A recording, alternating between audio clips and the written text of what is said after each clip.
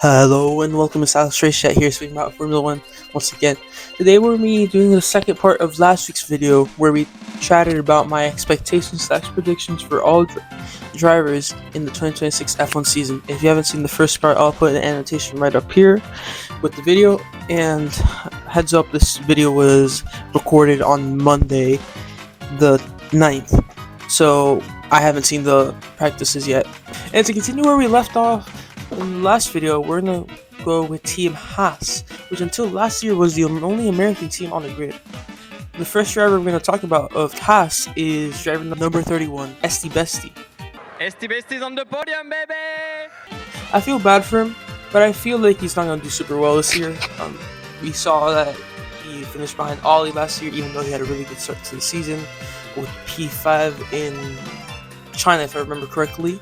But I feel like this year he's gonna sandbag the team a bit, and Ollie's gonna do way better than him, which we're gonna talk about right about now. Oliver Berman, driver number 87. Oliver Berman, el vagón, el motor, Berman, Oliver. He was a really good driver in F1 machinery, like we saw last year. He did really good with P4 in Mexico, and the times we saw him in 2024 as a reserve, he did really good in the Ferrari and Haas. I feel like he will carry the team and get that maybe Haas's first podium in the sport. And he almost actually got it last year in Mexico, like we were talking about. I see him doing very, very well this year.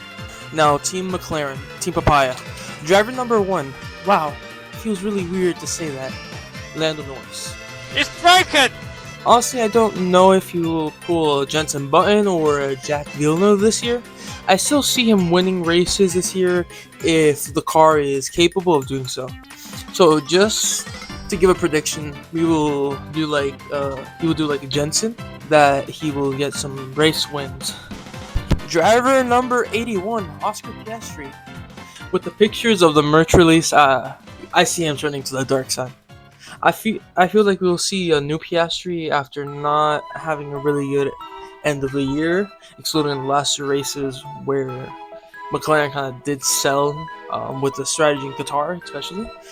I see him rise up after the time we had of the winter break, and he will do good this year. I see him finishing ahead of Lando this year.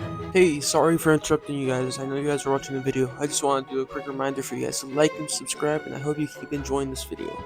Mercedes, a team that is more English than German at this point. Andrea Antonelli, driver number 12. He's gonna turn 20 this year. He has a chance to break some records. Here are two that I had on top of the mind while preparing for this video. For example, he can break the record for the youngest to be on a pole position for a Grand Prix, not including sprints, because he already has a sprint pole. And he also has a possibility to be the youngest to win a championship. I see him breaking the pole position one and winning a good chunk of races this year. Osama bin Russell. Many people say he will win the championship. I see it, but to be honest, I don't like to predict it because I see many drivers who could win the championship. For example, we got Antonelli, Alonso, Verstappen, and Russell himself, to name a few. Visa, Cash App, MasterCard, V-Bucks, Chime, Robux, Venmo, Racing Bulls. Driver number 30, Leon Lawson. I don't really expect much from him. I just expect him to outperform his teammate, of course, he's a rookie teammate, and being able to keep his seat in the sport, like keeping at V-Card, getting put up to Rebel, which is not likely, but who knows, or like going to another team, like for him to stay in a sport in general. Driver number 41, Arvind Dimblad. I expect him to be a bit crash shoppy, like we saw him in F2. He might be on top of the Destructors Championship, but I still see him have really good pace and showing the talent that he has. Now we got a team that's an energy drink, Red Bull. We got driver number 3, Daniel Ricciardo. Oh, sorry, Max Verstappen. Maximilian Verstappen, the Flying Dutchman. He is a very proven driver. I feel like if Ford slightly cooks, we might see him winning a few races when the other car might be struggling. I expect Max to do Max things, to be honest. He can win the title if the car is competent enough to get his number 1 back as a revenge. Driver number 6, Isaac Hajar. Isaac Hacha. I expect him to do way better than Yuki did last year, being in a high-paying points position, not sandbagging the team back. That's all I really expect from him if Ford does do very well with the motor. Williams, the team that couldn't make it to the shakedown because they failed a crash test and were overweight.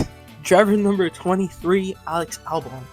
If James Vowles is trusted, we might actually see them getting some race wins and being amazing. And I really hope for that to happen. But let's go back to Albon. I see him winning races if this car is actually really good. That's a big if. But if he has that good car, winning races, a few podiums, that's all I expect from him. He is a very competent driver. I see that from him. We got the smooth operator, Carlos Sainz, driver number 55. Same thing I said with Albon. I see him with Carlos getting more podiums than Alex, and I see them both being very close. They're both really good drivers. Well, those are my expectations from all 22 of our beloved drivers. If you guys have any videos ideas, leave them in the comments down below, and don't forget to like and subscribe. And I hope you enjoyed, and peace out. Bye, y'all.